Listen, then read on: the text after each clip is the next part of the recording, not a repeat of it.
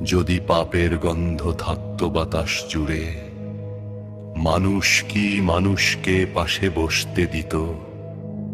সভ্যতার সভায় কত আসন ফাঁকা পড়ে থাকত, কত মুখ ফিরত ঘৃণার নিঃশব্দ শীতে।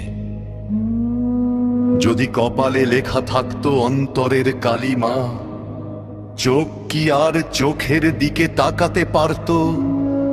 দর্পণের সামনে দাঁড়িয়ে নিজেকেই দেখে, কত প্রাণ লজ্জার অগ্নিতে পুড়ে যেত। যদি এ ঘরের দোষ ও ঘাটতি ও ঘরের দেয়ালে লিখে দিত সময়, তবে কার উঠোনে থাকতো অহংকারের দ্বীপ, কার জানালায় জ্বলতো পবিত্রতার আলো? যদি স্রষ্টার ঢাকা পর্দা একদিন সরে যেত, কত সংসার ভেঙে পড়তো মাটির কলসির মতো, কত আপন জনকে হারিয়ে নিঃসঙ্গতার পথে নামতো মাথা নত করে।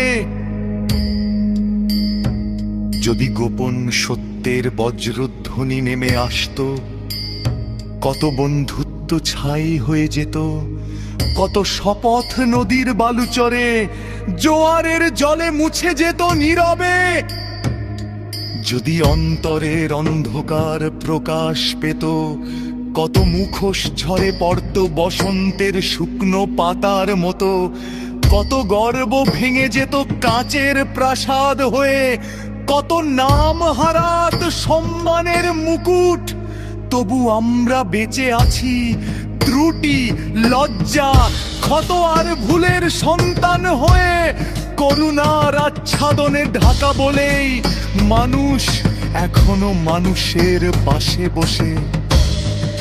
কারণ দয়া এখনো আকাশে ঝুলে আছে, ক্ষমা এখনো শিশির হয়ে নামে, আর লজ্জা মানুষের হৃদয়ে শেষ প্রদীপ হয়ে জ্বলে।